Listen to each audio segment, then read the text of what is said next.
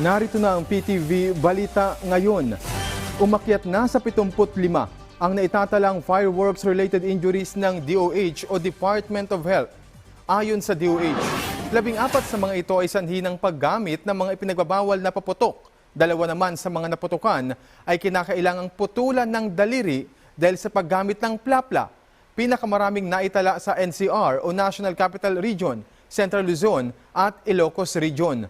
Muli namang nagpaalala ang DOH sa publiko na mag-ingat at siguruhing ligtas ang pagsalubong sa bagong taon. Samantala, nagbigay po ng ayuda ang Office of the Civil Defense, DSWD, at LGU sa isolated na barangay sa Davao Oriental matapos manalasa ang bagyong Kabayan. Gamit ang sasakyang pangpapawid ng Philippine Air Force, binigyan ng libo-libong food packs ang mahigit 1,000 at 500 pamilya sa lugar.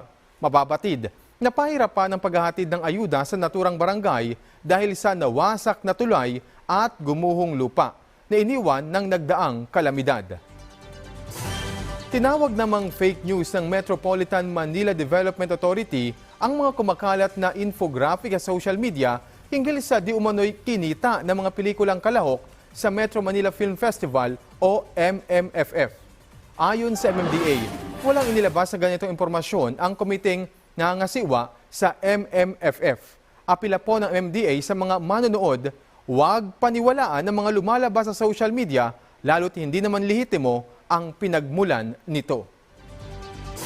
At yan po ang mga balita sa oras na ito. Para sa iba pang updates, i-follow at ilike kami sa aming social media site sa @PTVPH.